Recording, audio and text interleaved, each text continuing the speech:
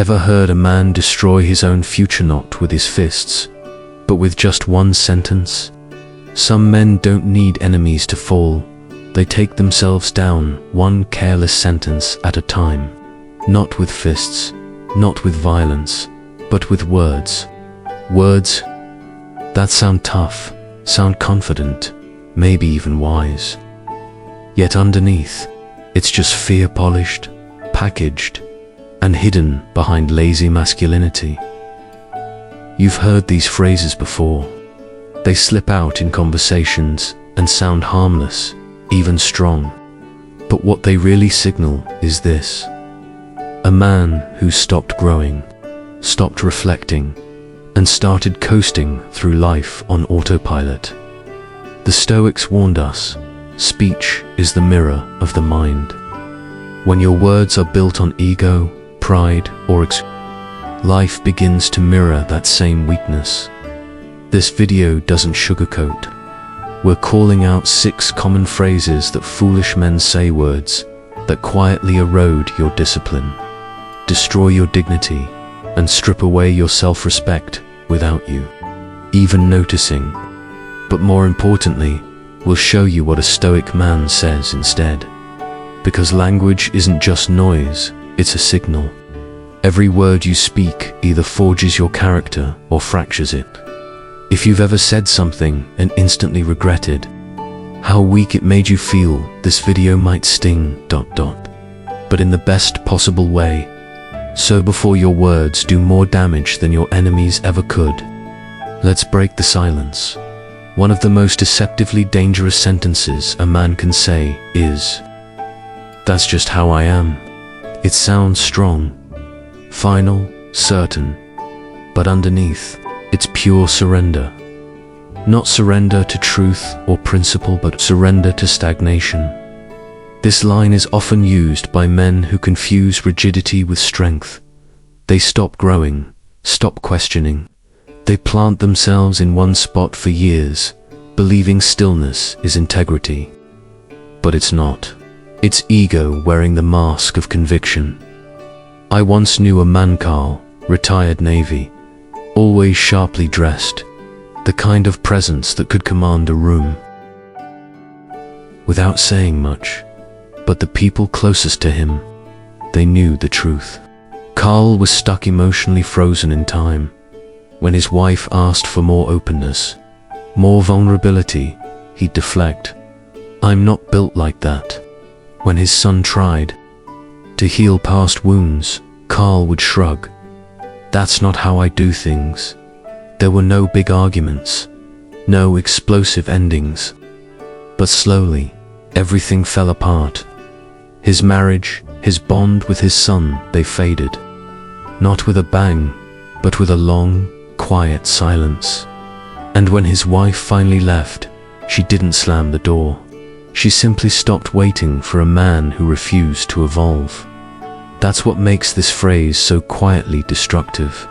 It sounds like conviction, but it's a cage, a prison disguised as strength. Stoic philosophy rejects this kind of self-abandonment.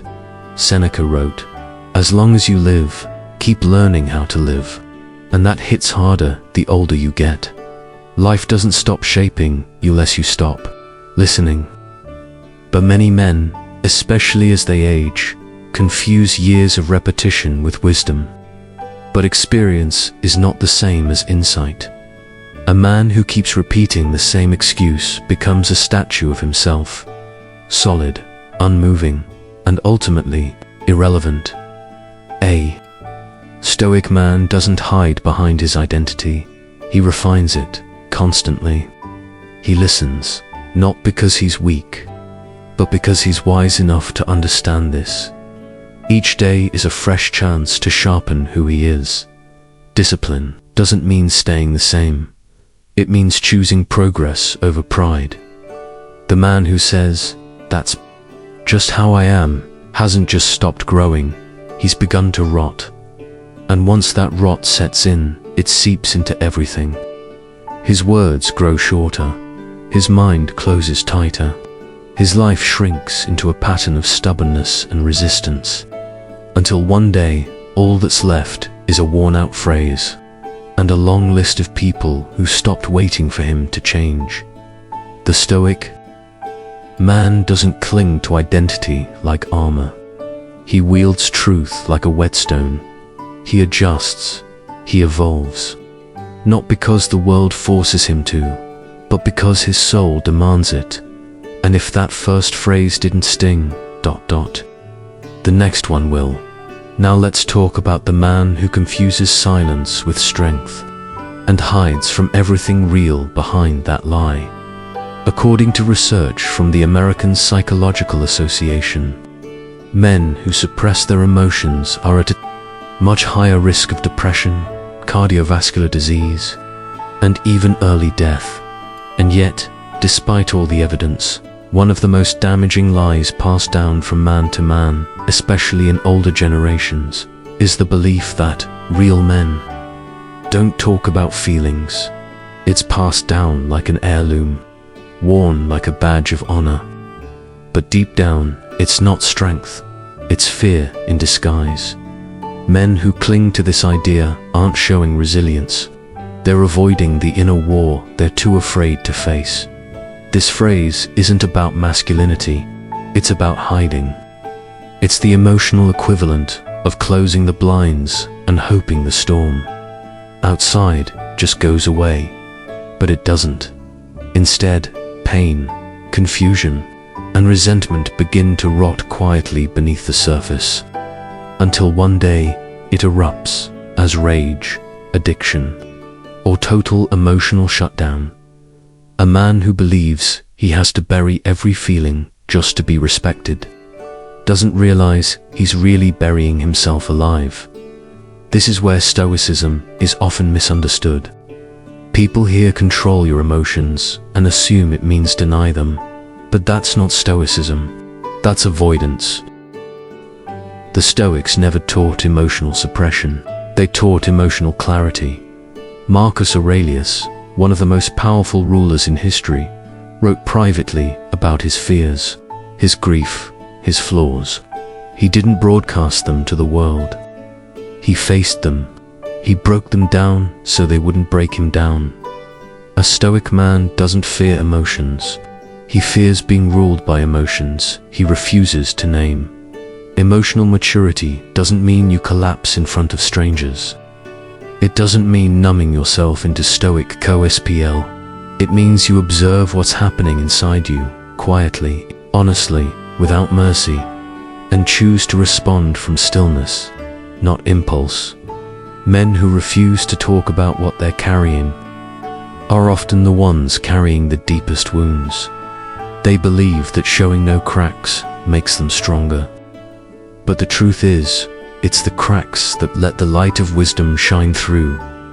To speak about your inner pain, not with weakness, but with full command of your voice, is a strength very few men possess.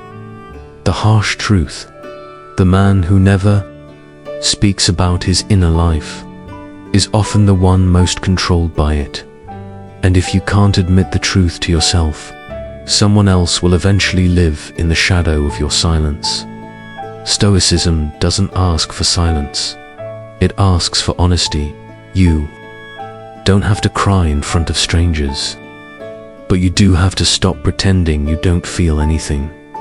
Because the next phrase is where blame begins to rot.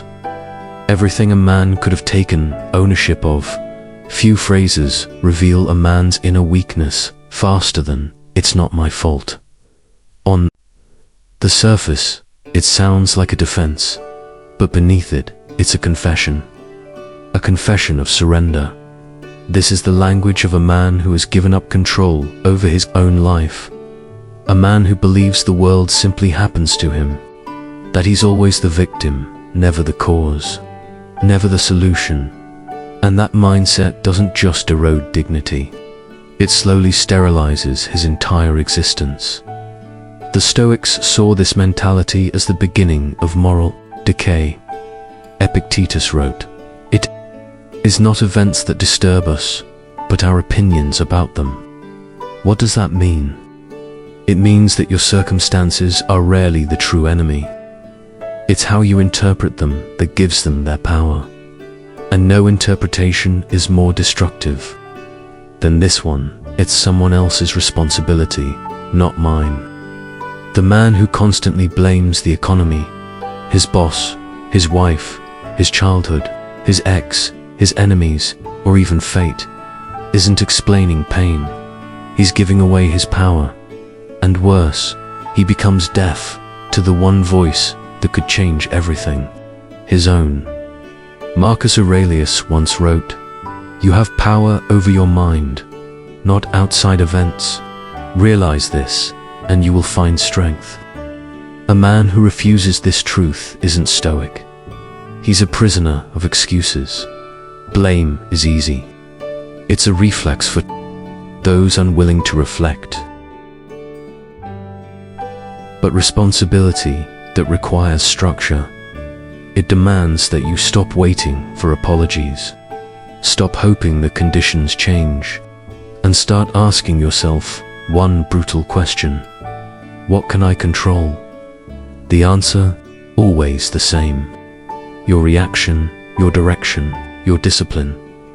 Older men, especially those who've lived through deep wounds, financial, emotional, spiritual, they carry scars. And yes, many of those wounds weren't self-inflicted, but to carry that pain forward and use it as a license to stagnate. That's not wisdom. That's cowardice with a long memory. A Stoic doesn't deny injustice, but he refuses to live as a reaction to it. Seneca put it best: a gem cannot be polished without friction, nor a man perfected without trials. Life will hurt, but blaming the friction won't make you stronger. Enduring it with grace and adapting will.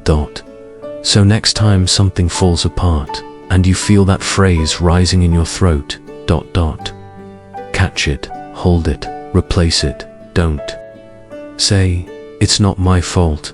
Say, "It's now my responsibility."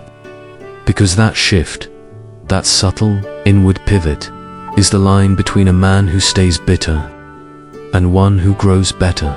Now we're diving deeper into the entitlement mindset, a phrase so common, it's practically cultural. It sounds like confidence, but in truth, it's the quiet voice of mediocrity. I deserve better. Few phrases carry such quiet arrogance as this one. I deserve better.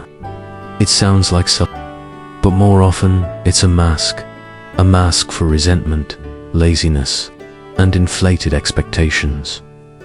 The man who constantly says this rarely does the slow, quiet work of actually becoming better.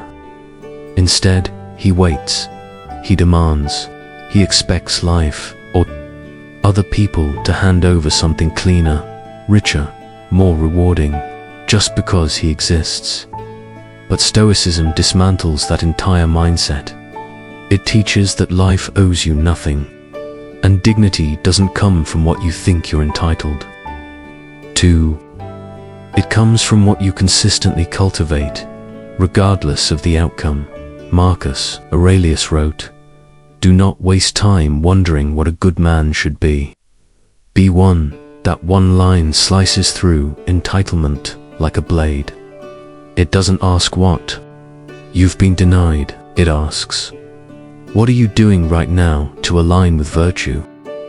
Because the man stuck on "I deserve better" is usually doing less than he believes, expecting more than he's earned, trading humility for hunger, swapping craftsmanship for complaints. The Stoic doesn't walk around with a list of what he's owed.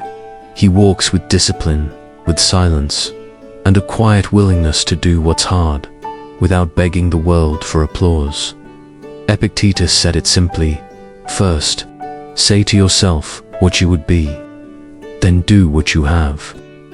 To do, that's the opposite of entitlement. That's embodiment. Many men confuse dissatisfaction with growth, but they are not the same. Dissatisfaction without discipline leads only to bitterness. True growth requires discomfort, restraint, and relentless responsibility. The Stoic never says, "I want what's mine." He says, "I will become what I admire, no matter what I receive in return." Men in the later stages of life are especially vulnerable to this phrase. When relationships fade, when careers stall, when recognition dries up, the temptation is to blame others for not seeing your worth. But here's the truth. If you spend more time announcing your value than developing it, you've already lost your way. Seneca warned, "It is not that we have a short time to live, but that we waste a lot of it." And one of the greatest wastes, spending time demanding rewards for work you never actually did. A man of depth, of substance, of stoic discipline doesn't say, "I deserve better." He asks, "Am I still sharpening?" Because that question holds him accountable to the process, not the prize. And when a man falls too far into entitlement, the next step is worse. He retreats, not to regroup, but to avoid. Now we arrive at a phrase that sounds like a boundary, but is actually a form of emotional retreat. "That's not my job." You'll hear it from men who've stopped leading, but still want to be seen as reliable. It sounds responsible, mature even, but it's not. It's avoidance disguised as professionalism. These men shrink their presence until all that's left is a checklist. They confuse doing the bare minimum with balance, and they slowly trade usefulness for comfort until their value is tied only to what's been assigned, and not a drop more. I remember a man named Ree, old machinist from Pittsburgh, worked the line 30 years, never missed a shift, always showed up at 5 a.m. sharp, but at home, dishes, not his job. Helping his teenage son with school decisions, not his job. Talking about emotions with his wife, definitely not his job. He provided, he paid the bills, he did the bare minimum in all the places that required something more, and called that being dependable. When his wife finally left after 28 years, he sat in the same kitchen chair he'd always sat in and said, "I did everything I was supposed to do." But that's just it. He never asked what actually needs to be done. He only asked, "What's on my list?" That's not leadership. That's silent retreat. The Stoics never lived by duty alone. They lived by purpose. Marcus Aurelius once asked, "What is your vocation?" To be a good man. Not a man who hides behind job descriptions, but one who sees a gap and fills it. Stoic strength means showing up, even when it's uncomfortable, even when it's invisible, even when no one's keeping score. Because the man who only does what's his job is quietly hoping someone else will carry what he refuses to touch. When a man only does the bare minimum, he stops leading and starts blending into the background. But more dangerous than avoiding responsibility is when a man starts avoiding his own emotions. When a man keeps saying, "It is what it is," what he's really saying is, "I don't care enough to try anymore." It sounds calm, detached, maybe even wise.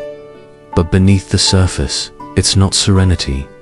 It's emotional numbness, wrapped in fake philosophy, according to behavioral science. One of the first signs of learned helplessness in adults is verbal surrender. The moment someone stops believing their actions can change their reality. And no phrase reveals that more than it is what it is. At first glance, it sounds stoic. But in reality, it's not even close. For many men, especially those worn down by years of quiet disappointment, this phrase becomes a silent death sentence. It's not acceptance. It's emotional surrender. It's the moment a man stops choosing, stops caring, stops trying, Stoicism teaches us to accept what we can't control, but never to forfeit the parts of life we can influence.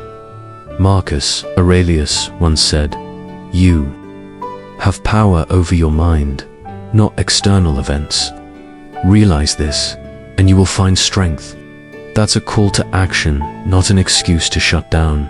A man who leans too often on it is what it is no longer practicing stoic endurance. He's drifting into emotional numbness. Seneca sharpened the point even further. It is not that we have a short life, but that we waste much of it.